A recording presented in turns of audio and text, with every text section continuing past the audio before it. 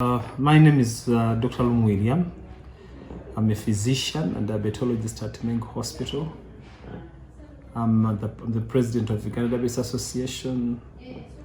I'm the vice chair of Uganda Non-Communicable Disease Alliance. For today, we are talking about diabetes, which is a condition one gets when the pancreas fails to secrete insulin, or the insulin secret is not enough. So the pancreas, responds to that by secreting insulin, which insulin is supposed to drive glucose from your blood vessel into other tissues for storage, into other tissues for breakdown to give you energy, which energy you need to do different activities. So for us in the diabetes world, we say everybody is a diabetic till proven otherwise. And this one knows no age, knows no sex, size in terms of weight, age, I've talked about that, knows no wealth status.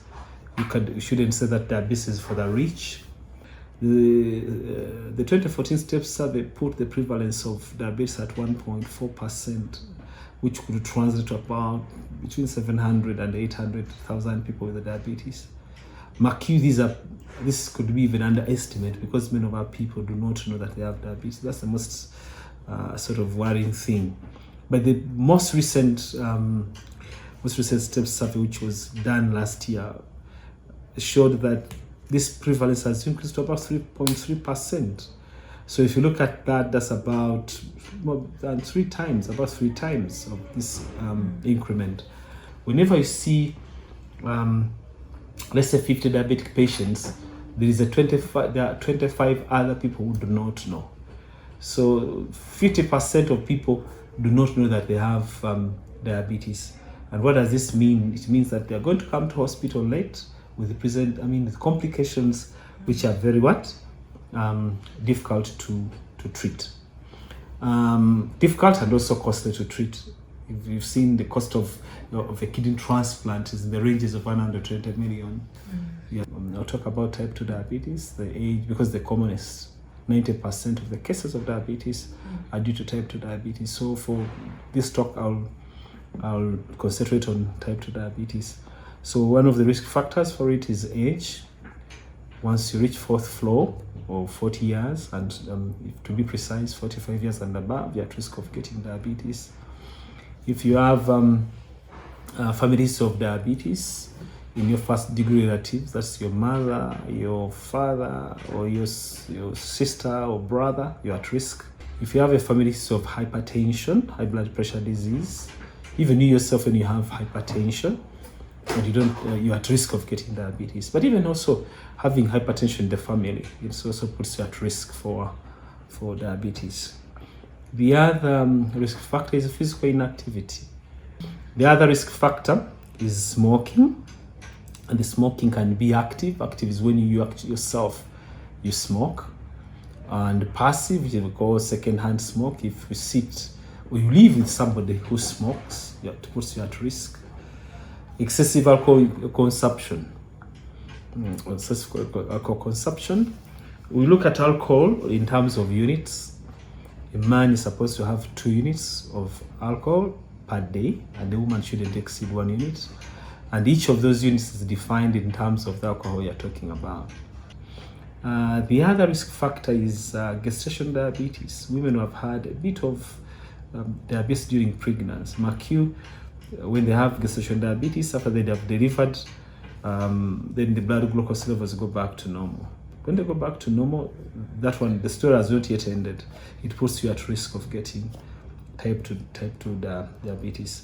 And sometimes your doctor may not tell you that you have gestational diabetes, but if you are there and you have ever delivered babies of 4 kilograms and above, please don't jubilate. Just go for screening for diabetes. You might have been predisposed to diabetes. I've talked about alcohol. The other risk factor is what we call diseases of the heart, coronary disease. People get heart attacks, heart failure, heart disease generally. A study which was done by Dr. Mtevi some time back showed that patients who have heart failure, patients who have heart attack or heart disease, 6 to 8% of them, their bodies could not handle glucose. So these people, could not handle blood sugar. So the 6-8%, some of them actually had diabetes. They didn't know they had diabetes.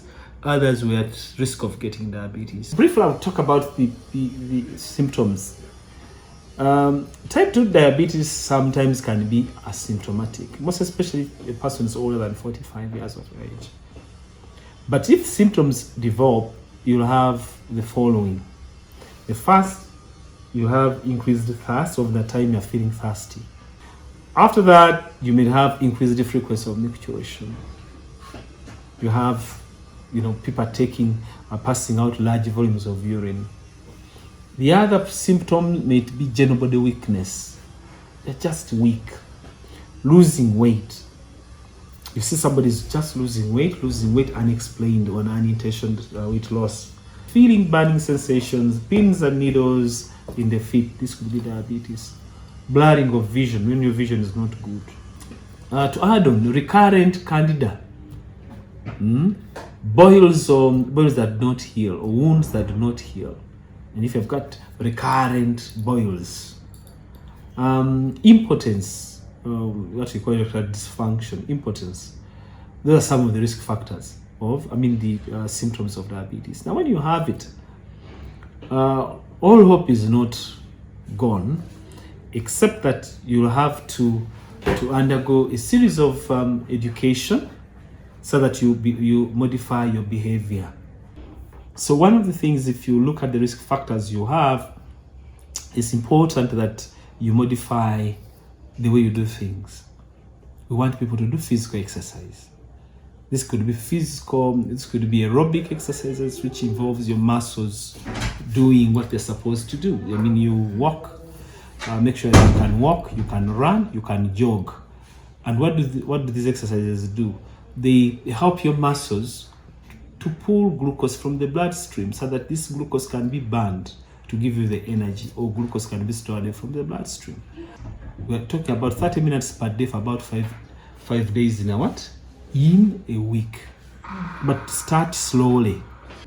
The second is, if you cannot do those form exercises, digging can be a good alternative. Walking, but make sure that you walk briskly. Ugandans have a tendency of walking slowly. In the tom papia, that's the talk, and they walk very slowly like that. No, if you don't have a car, even if you have a car, park it, move fast. The other thing we talk about is the nutrition. Make sure that you control the content of refined sugars in your diet. This can be in sodas. This can be all these bottled drinks, the drinks you buy from supermarket. They are very refined sugars. So refined, what do you mean? When you take it, the body doesn't digest anything. It just gets it absorbed. And when it gets absorbed, it naturally causes your blood glucose levels to escalate, to go up. When they go up, your pancreas will respond to that. So just imagine yourself, you have had 2 bottles of soda, some juice somewhere. So your pancreas is already being strained. So eventually, if you do it that over a period of time, the pancreas may suffer exhaustion, and when it suffers exhaustion, stop producing glucose and eventually get diabetes.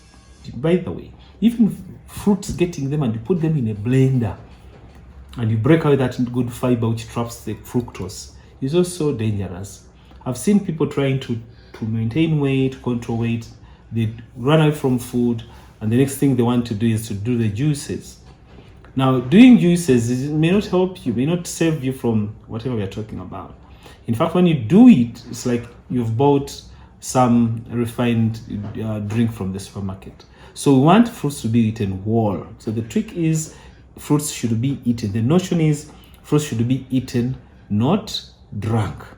And even when you're eating them, eat them in moderation. Please eat fruits in between meals. If you have had your breakfast, have a fruit in between the breakfast and lunch, or in between lunch and your supper. The other thing is, of course, sugar. Putting too much sugar in whatever we eat. I visited a sister of mine, she cooks good rice, but good in the sense that she also puts in some sugar. Now, when you take in too much sugar, which is sucrose, it gets also converted into fat, which fat is going to be deposited into your liver, which fat is going to be deposited along your mesentery, which I've already talked about, and that will give you diabetes and heart disease and blood pressure and even cancer. By the way, get the carbohydrates themselves, the starches. Try as much as possible to run away from the whites. The whites, we are talking about the rice, we are talking about the posho, we are talking about wheat in all forms, most especially if they are very refined. We were talking about foods that are rich in fiber. By and large, most of our foods are rich in fiber. The cassava is food in what is it called? Fiber. Then the yam, they have good fiber. But then even when you're taking them, you should try to control portion size. Take plenty of vegetables. The green leaf vegetables, they have very little calorie content in them. That you can take as much as you want. Now, in Uganda, there's just a habit, people want to blend everything. They're about to blend human beings, I think. Every now and then, but has a blender, they're blending this, blending that. Take them the way they are. That roughage in them is going to help even in gut cleansing. It's going to slow digestion. And take plenty of water. In fact, water is very, very important. People are talking of detoxifiers, they're talking of detoxifiers here and there. I must also say something about detoxification. When God created me and you, He gave us organs that help us detoxify.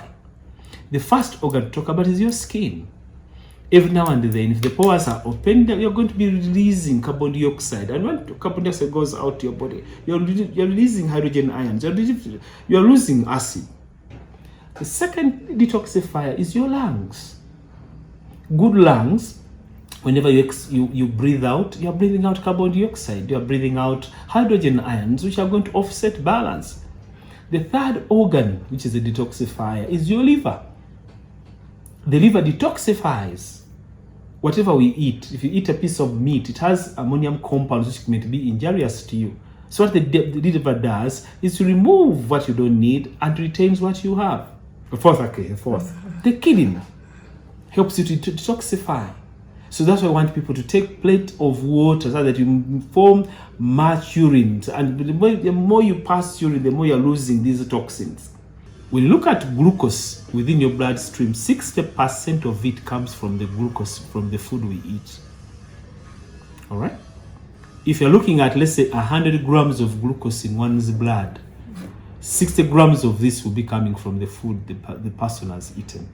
So if you want to control glucose, if you want to control diabetes, it is only wise to go to the biggest source, which is the food which we eat.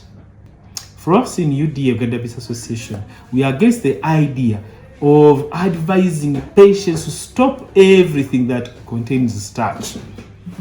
Yeah? Because they need the starch. You need the starch for energy. The carbohydrates are needed for energy. And you cannot swap proteins, you cannot swap carbohydrates with the protein.